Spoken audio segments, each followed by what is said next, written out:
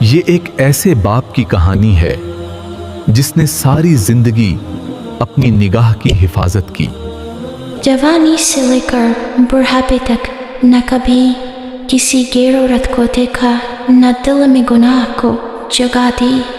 اچانک وقت بدلتا ہے اور وہ شدید بیمار ہو جاتا ہے، اتنا بیمار کہ اٹھنے بیٹھنے کے قابل بھی نہیں رہتا۔ وہ سوچتا ہے اب بچوں کا کیا ہوگا۔ آخرکار غربت نے گھر کو جکڑ لیا اور فاقوں کی نوبت آ گئی۔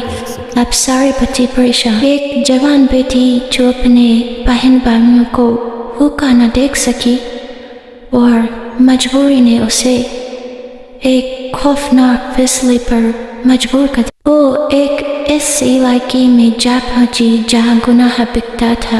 وہ خود کو پیش کرنے آئی تھی، مگر عجیب بات یہ تھی کہ کسی نے بھی اس کی طرف آنکھ اٹھا کر نہیں دیکھا۔ مجبور باپ اپنی بیٹی کا دروازے پر کھڑا ہو کر انتظار کر رہا تھا۔ اتنی دیر میں بیٹی بھی آئی اور بولی، میں گناہ کے ارادے سے نکلی تھی، مگر کسی نے مجھے دیکھا تک نہیں۔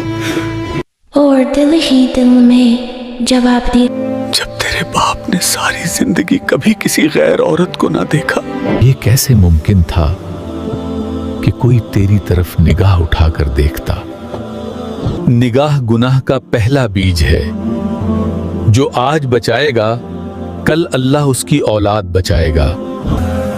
اگر آپ کو یہ کہانی اچھی لگی ہے تو ویڈیو کو لائک، کمنٹس اور سبسکرائب کریں۔